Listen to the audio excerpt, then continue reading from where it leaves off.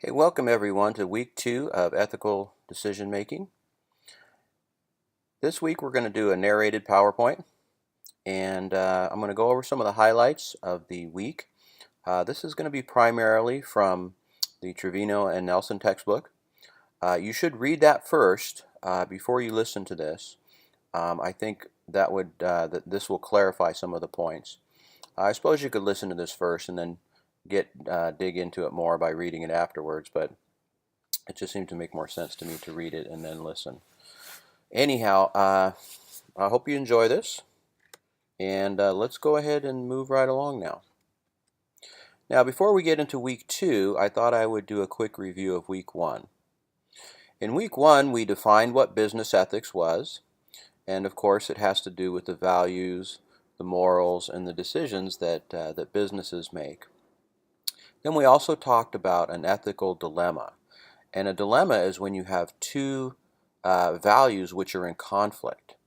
All right, so stealing, stealing a computer from work, that's not really an ethical dilemma. We know that's that's crime, first of all. It shows bad judgment. It's immoral in some sense, and that's not really an ethical dilemma. An ethical dilemma is when there's two sets of values, competing values, each of which have their own merits, but they're juxtaposed to one another. So, for example, should you be loyal to your friend and lie to your boss? If your boss or if your friend, for example, tells you to punch in their time clock early, and you know that's against the rules of the organization. So those are two different values. The ethical dilemma there is whether you should be loyal to your friend or whether you should be loyal to your boss.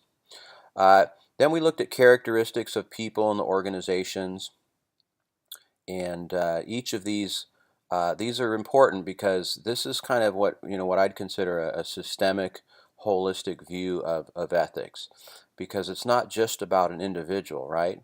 So you can be a very moral person, you could be a good Christian person, and if you begin to work for a very corrupt and immoral type of organization, that's going to begin to influence you. It's sort of that bad barrel analogy that the book used. So there's sort of an influence effect, kind of a cross influence effect. Then we talked about the reason to teach ethics, and there's a lot of good reasons. Employees care about ethics. There's been lots of research on this that show that people would like to work for a business that's ethical. And just think about yourself. Would you rather work, all things equal, would you rather work for an organization that's ethical and does things right and doesn't cheat people and has good values and morals and is doing good things in society? Or would you rather work for one where people are a little loosey-goosey, they don't really care about the customers, they're not really making a positive contribution to society? So employees care, businesses care. There's been some excellent research done on stakeholder return, shareholder return rather, of ethically based businesses. And it's a pretty consistent finding that businesses that have a focus on corporate social responsibility of running a tight ship, ethically speaking, do better than those that don't. And society cares as well. And we'll talk more. I don't want to get too far ahead and talk about corporate social responsibility, but this is a very big emerging area where society does care about the ethics of corporations. And then, of course, the constant media focus and media scrutiny.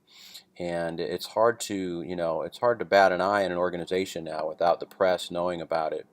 And so a lot of people, when they create a moral failure or whatever within an organization, it becomes the attention of the media. And so especially now too, with the ubiquity of social media and phone cams and cell cams, right? Everybody's got their cameras out now, and so you can't do anything without their camera on it, and pretty soon it goes viral and you become the subject of the 6 o'clock news. Then we talked about the prescriptive approaches, and there was 3 main prescriptive approaches. This was the focus on consequences, which is called the consequentialist or utilitarian theories. This is the basic idea that you try to do the best for the most amount of people.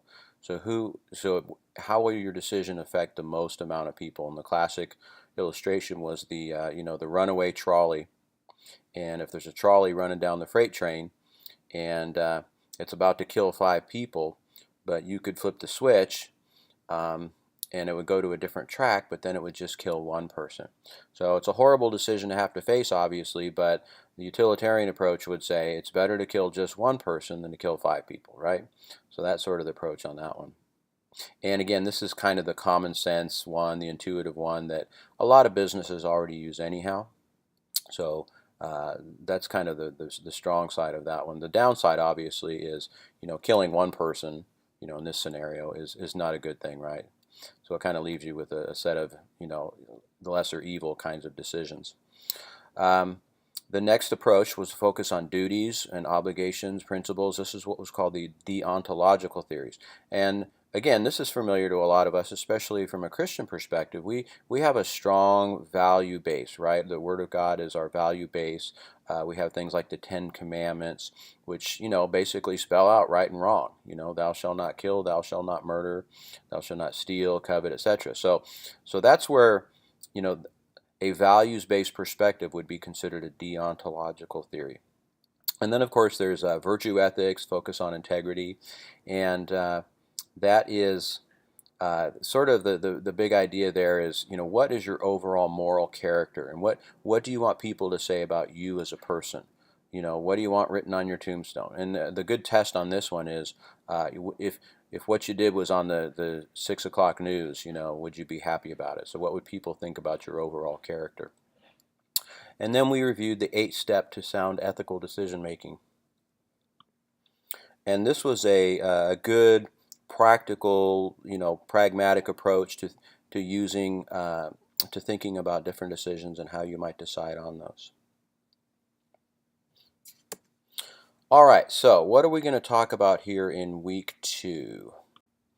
This week we're going to look at things like ethical awareness and ethical judgment, individual differences, ethical judgment, and ethical behavior, and facilitators to and barriers of good ethical judgment.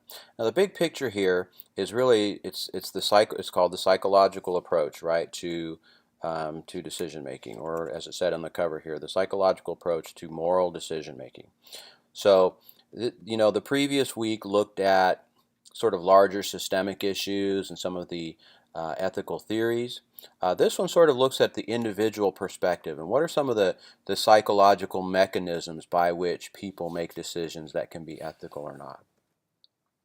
So you're probably familiar with this model. We looked at this model last week, but it shows there's a relationship between an ethical awareness, judgment, and action. And this week we're going to focus in on the first couple, the ethical awareness and judgment. So if somebody is not aware of something that is an ethical issue, they're not very likely to treat it as such and perhaps make a bad ethical decision. So here's just a quick example here, a good case study. You've just started a new job in the financial services industry, and one afternoon your manager tells you that he has to leave early to attend his son's ball game. And he asks you to be on the lookout for an important check that his boss wants signed before the end of the day. He tells you to do him a favor and to simply sign his name and forward the check to his boss. Okay? So, the question is, what might influence whether you see this as an ethical issue or not? Now, before you move on, just pause your video, and I just want you to think about that. What might influence whether you see this as an ethical issue or not?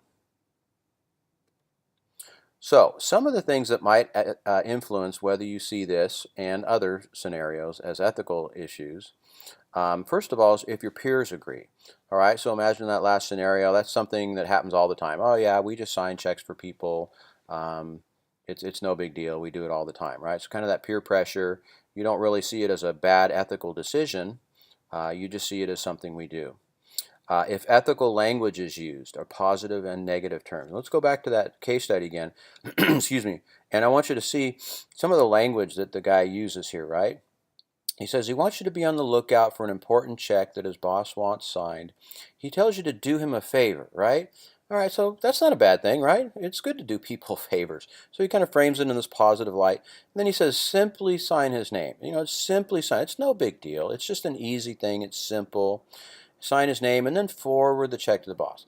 Now, think about, what could have happened here. What if he would have said, hey, I'm too lazy to stick around. I have other priorities. And I want you to forge. I want you to forge my signature, and then give it to the boss. All right. So, if you use that language, forgery, it's going to make a big deal. Now, people are going to say, "Well, I don't want to do that. I'm not a forger," right? But he's just asking you to do him a favor.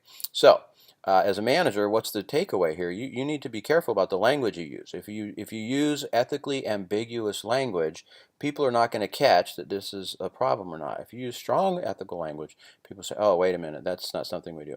All right, and then the third thing is the potential for serious harm. So the moral intensity, proximity. So if this is happening close to us, right, it's going to tend to be a bigger deal than if it's something is far away or how serious it is. All right, so these are some of the basic influences on ethical awareness. Now, the bulk of what we're going to talk about this week have to do with this individual differences and how they influence how we make ethical decisions. And for those of you that took organizational behavior, you probably remember the topic of individual differences, and that's kind of a big deal in OB, and now it's coming in again, and it determines, really, it has a big impact on ethical decision making. So you'll see there's 1, 2, 3, 4, 5 different individual differences that can influence one's ethical judgment and, of course, lead to ethical actions. So let's talk about some of these things. The first one is what's called ethical decision-making style. And there's two ideas here: idealism and relativism. And people that are strong in idealism, and again, you can take an assessment for this if you like, they really believe that there is a right, there is a wrong, that there is a set of values that should dictate pretty much everybody's behavior. On the other hand, other people have more of a relativistic perspective. Well, it's kind of situational. Well, it kind of depends. I would decide that this is right or wrong depending on the situation. So going back to that previous case study, like, is it okay to forge? Is it okay to sign the boss signature? Well, yeah, I think it's okay because he had to go to his son's baseball game. And, it's important to be with our family, and, you don't want the son to grow up and to be scarred, for life because dad never went to his ball games, I mean, you could be creating a future criminal, right? So, yeah, it's okay to sign the signature there, right? Okay, I'm a little over the top there, but you could also say, you know what, forgery is never right. So that would, by example, that would be a very relativistic approach. An idealistic approach would say, no, forgery is never right. It doesn't matter what this guy had to do. And going to ball game really wasn't important. It wasn't a satisfactory rationale for him to forge. All right, so you get the basic idea here. Now, do you think there's any correlation between these two decision-making styles and ethical decision-making? Yes. If you said yes, that's the correct answer. Research shows people that are high in idealism tend to be much more strict in their ethical decision-making. Positively speaking, those who are high in relativism tend not to be. So it's easier to justify and rationalize bad decisions if you take a relativistic perspective. And that's a bit common sense, but we have research to back that up. So the point is, if you tend to be high on the relativistic scale here, you need to be aware that you could tend to justify poor ethical decisions, right? So if you know that about yourself, you might say, boy, I'm kind of prone to that. I have to watch that. All right, now the next individual difference here is what's called cognitive moral development. And a guy by the name of Kohlberg came up with this model here. It's a classic model. It's very, very helpful. It's been used in psychology and lots of different arenas here, but applied to the ethical realm, it's also very important. And you can see there's 3 levels here of moral development. And the first one is what's called pre-conventional. Stage 1 and 2, this has to do with obedience and punishment, instrumental purpose and exchange. All right, so in this one, think about like a kindergartner, right? Should I take the cookie? Well, I'll take the cookie because nobody's watching me now and I won't get punished, right? Or, no, I better not take the cookie because the teacher, my mommy's going to see me and she's going to punish me. So the reason why you don't make a bad decision is because you're going to get punished, and you need to be obedient to those authorities that are watching over you. And another idea is this instrumental purpose or exchange. Well, is there some benefit I could get from doing this? Yeah, it might be bad, but I'll get something good out of it, right? So people justify that. Now, the next level is what's called conventional, and this is according to interpersonal accord, conformity, mutual expectations, and system maintenance, upholding duties and laws. Okay, so people at this level of moral development, they look at sort of the larger norms and values of society, or the group, not society, but the group in particular, right? So say if at the business, going back to that case study, it was okay. We just sort of all signed checks for people. We kind of played a little fast and loose with moral issues, and it was no big deal. All right, so that's the values of that organization, and people will act according to that. And then there's level 3, post-conventional or principled. And this is kind of, sort of the highest, more developed one, social contracts and rights. And notice it says here stage 6, a theoretical stage only. So this is where your values are driven by larger issues, like things like justice and fairness and all those kinds of things, right? So this is a very highly developed one. Now, let me ask you this. Let me ask you guys this question here. So why is cognitive moral development important? Because most people reason at the conventional level and are looking outside themselves for guidance.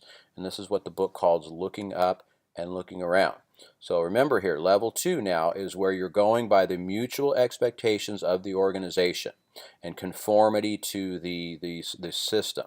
So if most people are there, this would really suggest that leading on ethics is essential. What you say and do and what you reward matters, right? Because people are going to look to you as the boss, as the manager, as the leader of the organization, and say, well, what this person says goes. And so if you are modeling poor ethical behavior, people can say, all right, well, I guess that's what's okay.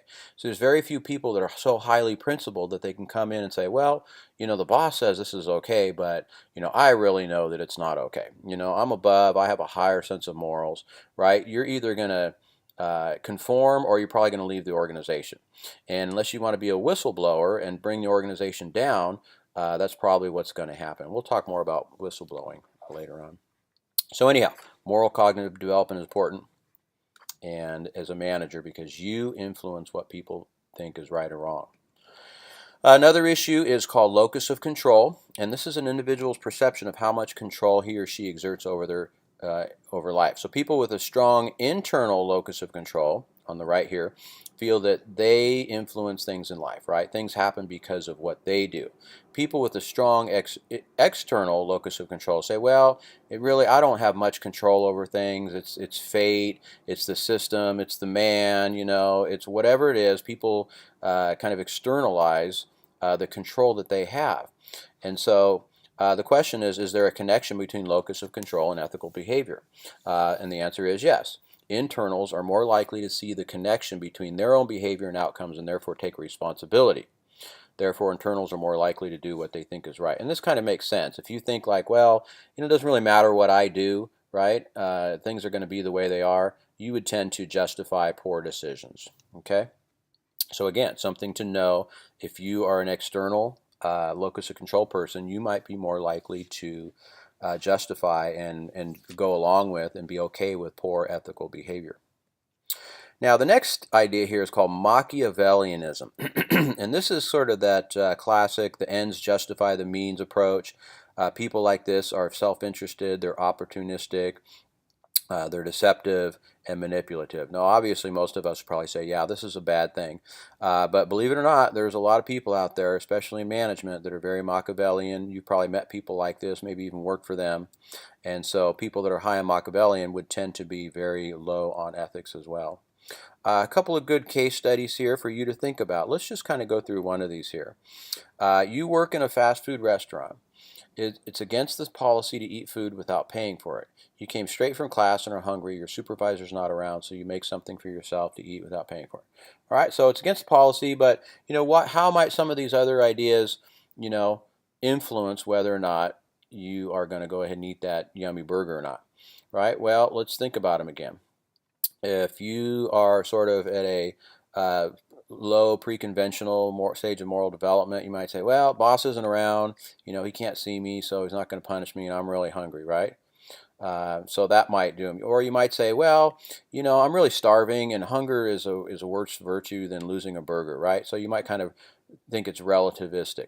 On the other hand, if you're high in idealism and say, no, it's never right to steal, and eating a burger from my boss is stealing, so I will not do it, right? So you can see how these individual differences would influence how you might go about deciding things like this. So read through some of these case studies and see how you would fare on these.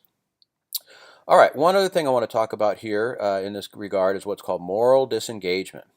Which is the tendency for some individuals to deactivate their internal control system in order to feel okay about doing unethical things. All right, so this kind of answers that big question, how could somebody do that?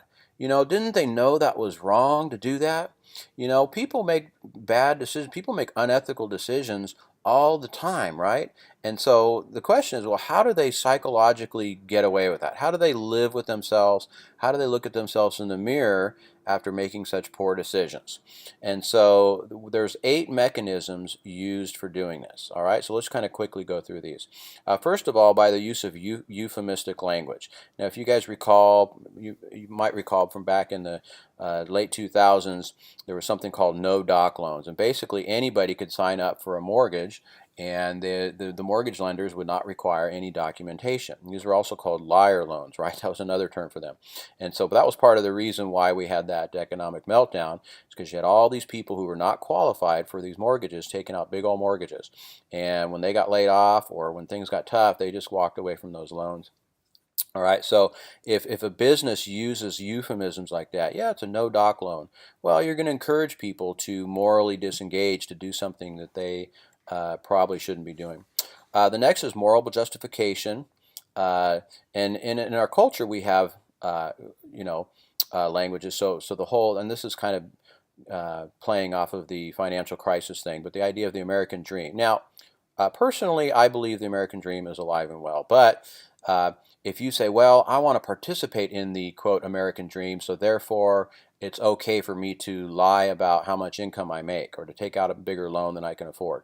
Well, that's not a good thing, right? That's called moral justification. Advantageous comparison. Well, I'm not as bad as the other guy, right? And maybe you heard the story about, the guy in prison, and he says, well, what are you doing there? He says, well, I killed a guy. And really, well, that's pretty bad. He said, well, it's not that bad. See the guy in the cell over there? He killed 10 guys. And see the guy down there, man, he's a mass murderer. He wiped out a whole, he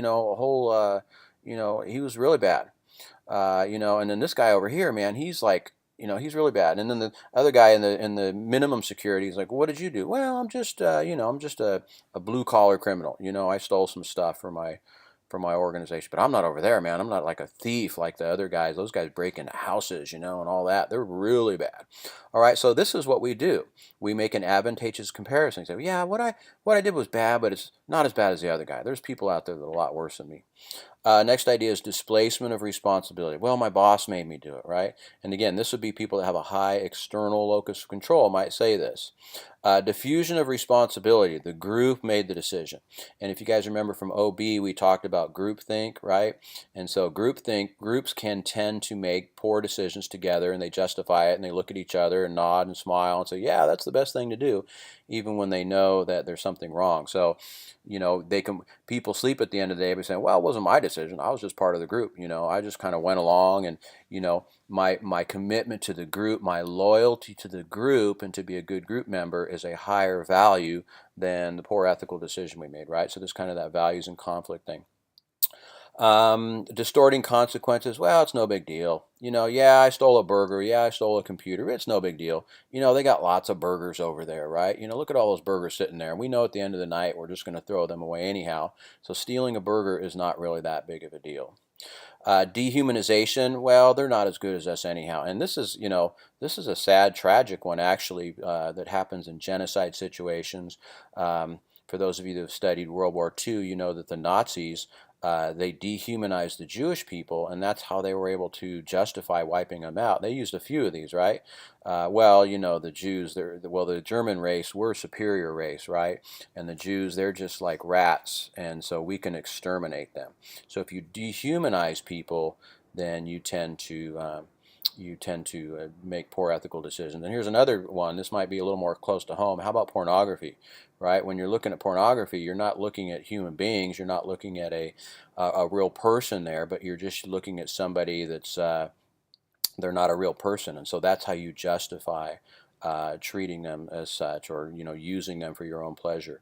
And then the last one is attribution of blame. Well, it's their own fault. Well, that person had it coming to them. They really they put themselves in a position to get hurt like that. All right, so the book recommends, and I would encourage you to stop and think about the kinds of things that you use to justify some of your behavior, the kinds of comments. And again, we don't come out loud and say these things, right? But this is what's going on in our head, right? Let's face it. It's not my responsibility. My boss told me to do it. My team decided this. It's no big deal. It's not as bad as, fill in the blank. They deserve what they got. They brought this on themselves. All right. So those are kind of, if you use that kind of rationalization, you are morally disengaging. Another thing the book talked about was what are called unconscious biases. And sometimes because of the culture and long-standing stereotypes and whatnot, we just kind of think about people in different ways. And we just sort of instinctively make biased decisions, right? And so the IAT is a good example of how we uncover those kinds of things. And the book also talks about the role of emotions. And so emotions can really influence to a strong degree how we make decisions. In fact, some might say it's one of the strongest decisions, right? If we have an instinctive emotional reaction against something, we are going to make a decision pretty quickly. At the end of the day, most ethical decisions aren't, we don't kind of come up with a list of pros and cons and rights and wrongs and, run through our 8 steps. We just kind of have an instinctual, emotional reaction. So our emotions are a very strong pull on how we make decisions. All right, so that's about it. You're going to see some interesting discussion questions this week. They may look like this, and it'll help you to apply some of the concepts that we learned this week. So I know I went kind of fast. I covered a lot of ground, but I hope this was helpful to you guys, and look forward to discussing all these things online with you this week. So God bless you all. We'll see you online.